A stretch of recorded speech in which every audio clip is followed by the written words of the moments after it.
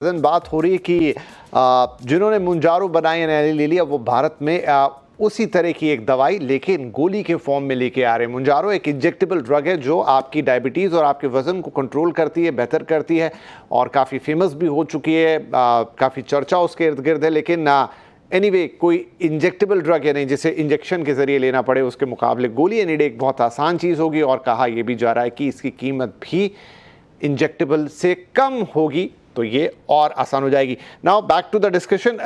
Doctor Bhattacharya, क्या आपको लगता है कि ये चीज़ें ओवर द काउंटर मिलनी चाहिए? ये इस पर भी काफ़ी बहस हुई थी पहले जब मुंजारो और दूसरी दवाइयाँ आ रही थी, लेकिन ये जो स्ट्रिप्स आएंगे 10 गोली के 5 गोली के जो भी होंगे, इनको ऐसे सीधा ओवर द काउंटर बेचा जाना चाहिए? देखिए, GLP-1 analogue are not simple medicine है, तो इसमें बहुत सारा साइड इफेक्ट्स के लिए भी मॉनिटर करना पड़ता है। बहुत रेयर है, लेकिन जैसे पैनक्रेटाइटिस जैसे साइड इफेक्ट्स देखा जाता है। तो जिनको कौन कौन ये मेडिसिन के लिए एलिजिबल है, किनको ये दवा दिया जा सकता है, ये एक एंडोक्रिनोलॉजिस्ट या सीनियर फिजिशियन ही डिसाइड कर सकता है। ये ओवर द काउंटर तो बिल्कुल ही नहीं चल सकता।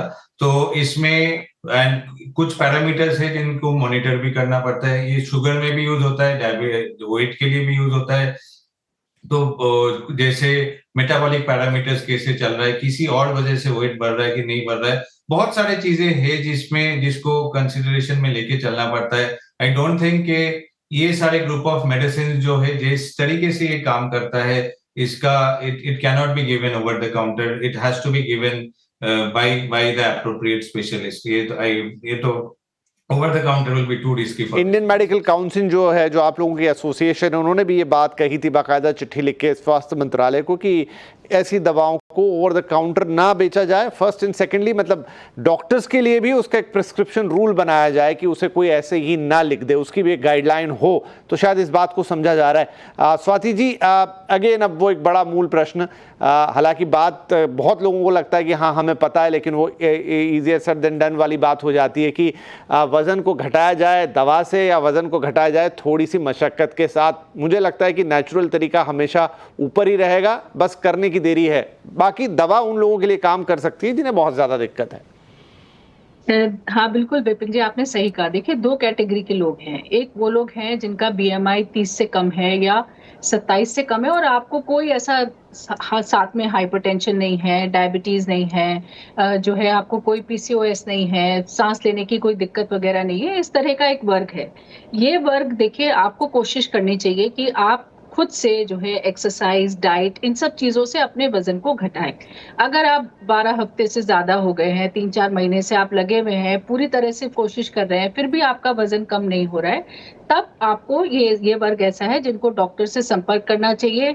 कुछ टेस्ट हैं जो कराने की जरूरत होती है। साथ ही आप उनसे सलाह करें कि जो इस तरह की दवाइयां हैं, क्या उनको कुछ समय के लिए लिया जा सकता है, ताकि आपका जो जर्नी है वो बेटर हो सके, आप जो वेट लॉस चाहते हैं वो हो सके। फिर एक वर्ग देखिए ऐसा है जो कि जिनका BMI बहुत ज्यादा है, 30 से ज्यादा है, या ऐसा वर्ग है जिनका BMI 27 से ज्यादा है, लेकिन साथ में उनको बीमारियां हैं, उनको ब्लड प्रेशर है, डायबिटीज है, PCOS है, हार्ट के प्रॉब्लम्स हैं। ये वर्ग ऐसा है जिनको कुछ ना कुछ दवाइयों की जरूरत जनरली हमने देखा है कि पड़ती है, क्योंकि आप जितनी कोशिश करते हैं उससे जनरली रिजल्ट्स नहीं मिल पाते। और साथ ही ये ऐसा वर्ग है जिनके साथ बहुत सारी और चीजें भी रहती है कि कुछ एक्सरसाइजेज ऐसी नहीं कर पाएंगे या डाइट के कुछ रेस्ट्रिक्शंस वगैरह भी रहते हैं। साथ ही बहुत ज्यादा इंसुलिन रेजिस्टेंस होने की वजह से जो है वेट लॉस अच्छा नहीं हो पाता है।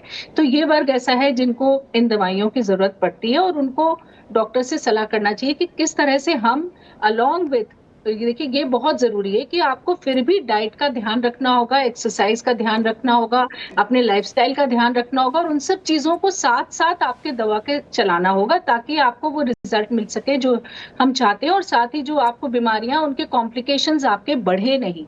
तो ये 2 अलग वर्ग हैं, दोनों को अपने अपने तरीके से देखिए अलग अलग चलने की जरूरत होगी। साथ ही जब आप नेचुरल तरीके से वेट लॉस करते हैं, आप एक्सरसाइज कर रहे हैं, डाइट कर रहे हैं, तो उसका आपको केवल वेट लॉस पे इफेक्ट नहीं मिलता है, आपको ओवरऑल भी आपकी हेल्थ के लिए बहुत सारे और फायदे मिलते हैं, क्योंकि आपकी इम्यूनिटी बेटर होती है, आपके जो मसल स्ट्रेंथ है, अगर आप एक्सरसाइज ट्रेनिंग वगैरह कर रहे हैं तो उसमें आपको फायदा मिलता है। अब देखिए आगे चल के आपकी मांसपेशियां मजबूत रहेंगी, आपकी हड्डियां मजबूत रहेंगी, आपका मूड अच्छा रहेगा अगर आप एक्सरसाइज करते हैं, डाइट डाइट अच्छी फॉलो करते, तो ओवरऑल आपको बहुत सारी और चीजों में फायदा मिलेगा, केवल वेट में फायदा नहीं मिलेगा। इसलिए नेचुरल तरीका डेफिनेटली आपके लिए बहुत जी। अच्छा है।